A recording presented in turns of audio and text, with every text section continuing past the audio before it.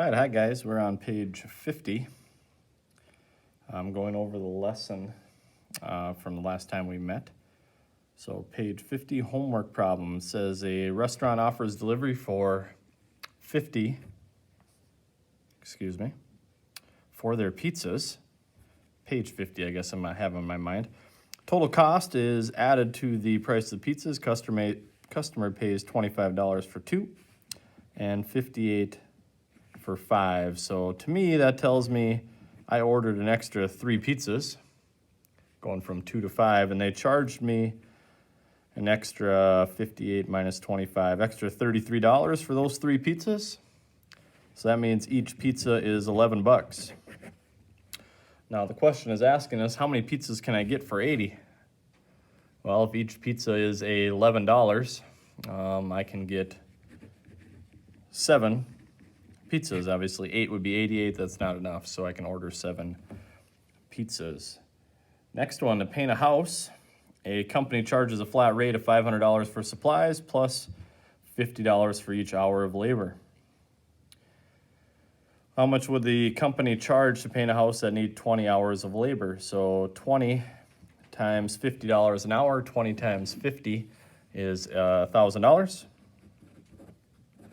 And then plus the 500 for supplies. So 20 hours of labor would cost us $1,500. 50 hours of labor, so 50 times $50 an hour, that would be $2,500, plus the $500 for supplies, so that would be $3,000 for 50 hours of painting. Doesn't sound like a bad gig if you like to paint. Next problem does say draw a line. I'm just going to stay on this page and we're going to draw it right here. I did mention that we would like 3 points. So you have a couple of them here already. Hopefully you just use them. 20 hours and $1,500. So 20 hours, and I'm going to go halfway between here. You notice the scale is not very nice there, but that's okay. 20 and 1,500. And then another point was 50 hours and 3,000. So 50 and a dot right at 3,000. Now you might say, well, where's the other point going to come from? You can plug in any number you'd like. But if I'm hiring this company and they don't work at all for me, I'm still stuck for the flat rate of $500 for supplies. So I'm going to use that point of 0 and 500. So I have a ruler handy. So I'm going to do the best I can at connecting those dots. Again, the scales aren't nice, so it might not look perfect. That did not turn out too bad. Obviously, we have a non-proportional relationship there because it doesn't go through the origin. Question C, find the slope of the line and what is the meaning of the slope? Well, knowing those 2 points now, I can just use that slope formula that we've talked about. So I would subtract my 2 y coordinates, so 3,000 minus 1,500 would be 1,500, and 50 minus 20 would be 30. Cross those out, so 150 divided by 3, my slope is 50. Now what does 50 mean in the context of this problem? And that is the cost per hour of painting, labor. That's what the slope means in this problem. Next problem here, a little tricky on this one. Comparing Tyler and Elena on the cross-country team. Elena is given by this equation. X represents distance in miles, Y represents minutes, and then Tyler's is on this graph. So if you kind of look at where Tyler's is here, scale is a little different on this one as well. It looks like they go by a third, and then 9, a third, and then 10. So the 1 actually matches up here with 8 and a third. So if you wanted to write that as an equation, so you have 2 equations to compare. This would be Tyler and this would be Elena. Now be careful on the next question. Okay, who runs farther in 10 minutes? So, putting this into context, it takes Tyler 8 1/3 minutes to run a mile. Okay, it takes Elena 8.5 minutes to run a mile.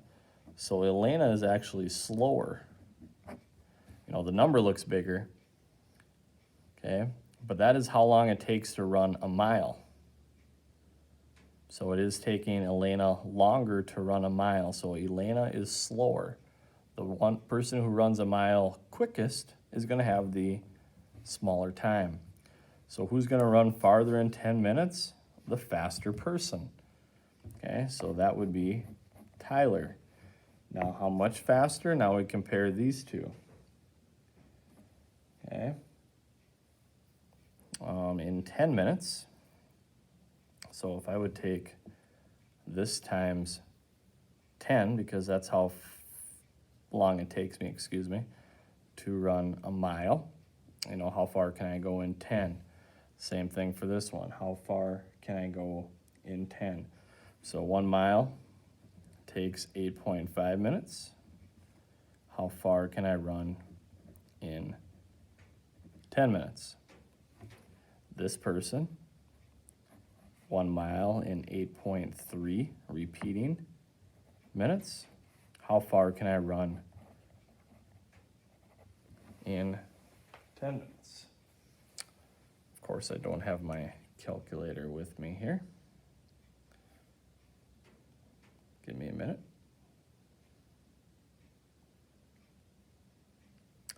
So I'm going to take 10 divided by 8.5, and I got 1.18 miles. I'm going to take 10 divided by 8.3, I guess, however many threes you want to put in there, since it repeats. And he makes it 1.2 miles, 1.20, I guess, if you want the same amount of decimal points. So Tyler, we said, ran quicker. How much quicker? Or sorry, how much farther? Looks like 2/10 of a mile, or 2/100, excuse me, which is not a lot. Calculate each runner's pace in minutes per mile. We already did that. 8.5 minutes per mile and 8.3 repeating minutes per mile. And who ran faster? We already explained that as well on the front, so sorry about that. I guess we answered all the questions at one time. Final question, it does say write an equation. I just told you to find the slope. Remember, that means we're going to subtract our 2 y coordinates and divide it by our 2 x coordinates subtracted. So our 2 y coordinates are 7 and 5, so 7 minus 5, and our 2 x coordinates are 6 minus 2. 7 minus 5 is 2. 6 minus 2 is 4. Always reduce. Our slope is 1/2.